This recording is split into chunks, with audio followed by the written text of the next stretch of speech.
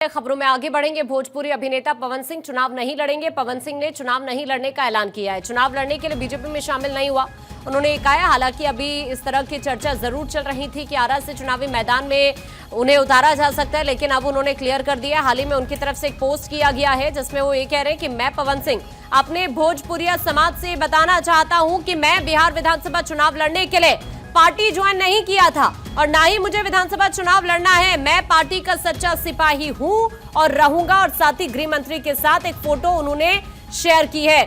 देखिए, ये ऐलान ऐसे वक्त पर आया है जब उनकी पत्नी के साथ उनका विवाद चल रहा है और दूसरी तरफ आपने हाल ही में देखा कि किस तरह उनकी पत्नी ज्योति सिंह की मुलाकात होती है प्रशांत किशोर से। शेखपुरा में उनके आवास पर उनकी मुलाकात हुई थी। हालांकि उस मुलाकात को लेकर ज्योति सिंह ने भी कहा था कि मुलाकात के पीछे उनका कोई चुनावी मकसद नहीं है, लेकिन अब दूसरी तरफ पवन सिंह ये क्लियर कर चुके हैं कि वो चुनाव नहीं लड़ने वाले हैं। हालांकि आपको याद होगा अभी बीच में Y+ सुरक्षा उनको दी गई थी जब गृह मंत्री से उनकी मुलाकात हुई, उसके बाद ही और फिर इस तरह के कयास लगाए जाने लगे थे कि जल्द ही चुनावी मैदान में पवन सिंह नजर आएंगे। एक बार फिर से हाल ही में उन्होंने पार्टी ज्वाइन की, लेकिन अब उन्होंने पत्नी से तनाव के चलते एक पोस्ट करके ये क्लियर कर दिया है कि वो चुनाव नहीं लड़ने वाले हैं विधानसभा का। उनका ये कहना है कि चुनाव लड़ने के लिए उन्होंने भारतीय जनता पार्टी ज्वाइन नहीं की है। उन्होंने क्लियर किया है कि मैं पार्टी का सच्चा सिपाही हूं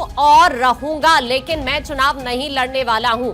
सर्वेश इस वक्त हमारे सहयोगी हमारे साथ जुड़ रहे हैं। सर्वेश, एक तरफ पत्नी से विवाद, दूसरी तरफ पत्नी की मुलाकात होती है पीके से, और अब ये क्लियर करते हुए पवन सिंह की वो चुनावी मैदान में नहीं उतरने वाले, क्या मायने निकाले जाएं?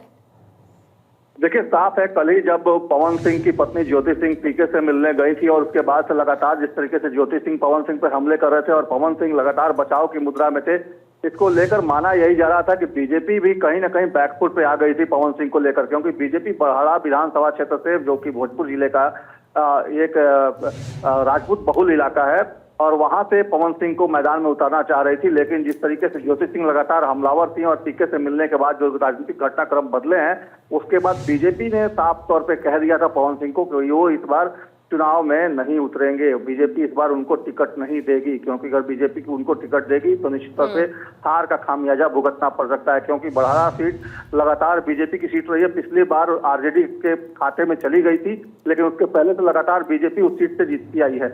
और यही वजह है कि इस बार कोई हैवीवेट कैंडिडेट उतारना चाह रही थी बीजेपी, जिसकी वजह से पवन सिंह का चयन हुआ था। लेकिन पवन सिंह के ऊपर जिस तरीके से उनकी पत्नी लगातार आरोप लगा रही थी और उन आरोपों का जवाब पवन सिंह दे नहीं पा रहे थे, इसको लेकर बीजेपी ने सीधे तौर पे उनको मना कर दिया था कि वो उनको टिकट नहीं देगी। जिसके बाद बीजेपी की तरफ से हालांकि बयान नहीं आया, लेकिन पवन सिंह ने ट्वीट करके इस बात का खुलासा कर दिया कि वो इस बार चुनाव नहीं लड़ेंगे।